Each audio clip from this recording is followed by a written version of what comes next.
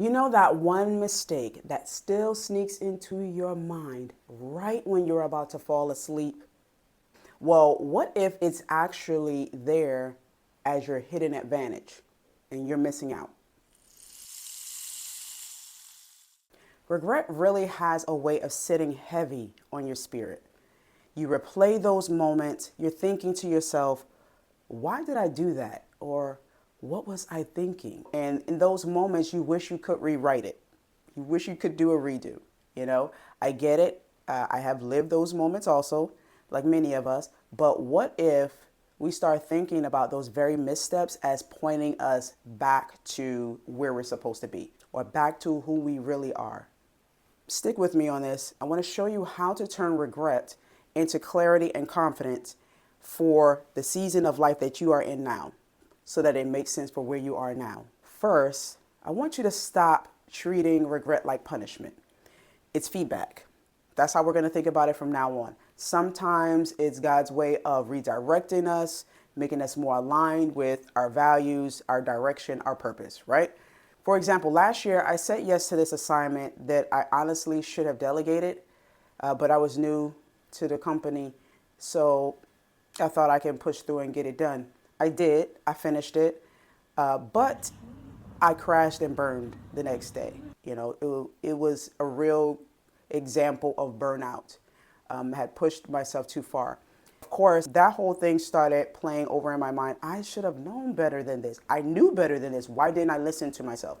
But when I stepped out of my feelings, moved back from the situation, I began to ask myself, what is this teaching me? What does God want me to know right now besides this was the wrong thing to do?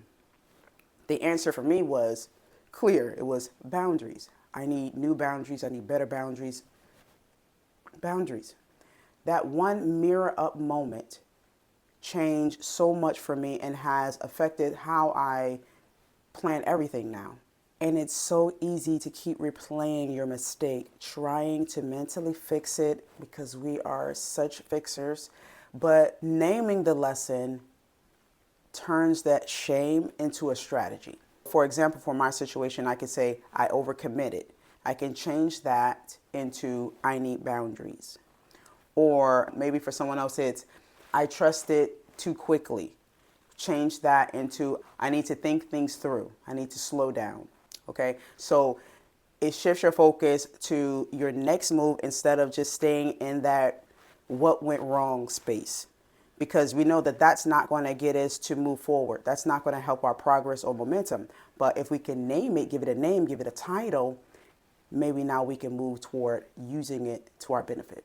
I want you to pause for a moment and think really briefly of any regret. Pick one. What's a lesson you can pull from that?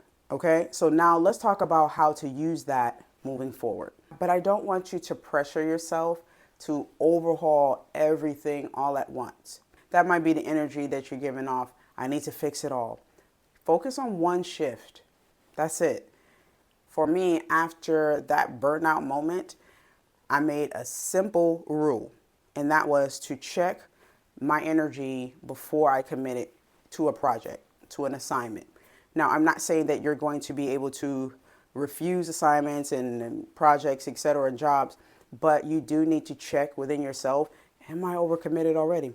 Am I feeling overwhelmed already? Do I have a lot going on and this is going to affect me negatively? You need to make those decisions. So that's what I did. I now check in with myself, check whether or not I'm energy-wise capable of executing this as best I want to do because I have my own expectations. That and I learned to delegate more. Yeah. But seriously, the change lowered my stress levels, helped me build real momentum because I was moving in alignment with my body and my spirit.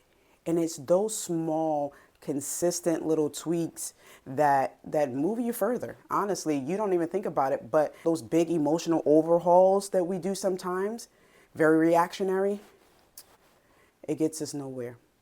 And we end up wasting our time, wasting our energy and our efforts when we could be making small, consistent steps toward our goal. I'm not going to hold you, but this one took me some time. because I'm a naturally private person.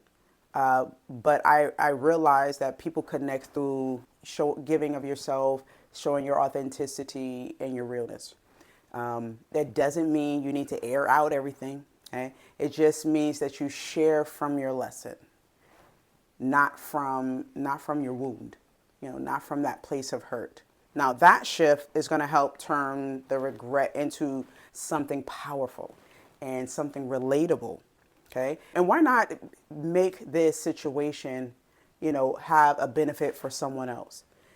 So if you're naturally, sort of to yourself or a private person as well, take this one into consideration. You don't have to have everyone all in your business, because we don't do that.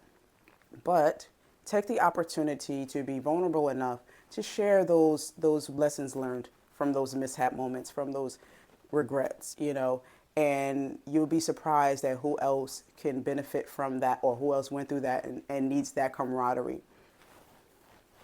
So let's take a moment. Who could benefit from your lesson instead of your shame? That may be an opportunity for you to use it for good. And honestly, now it's time for you to start turning that regret into a checkpoint. Ask yourself, what do I do differently next time?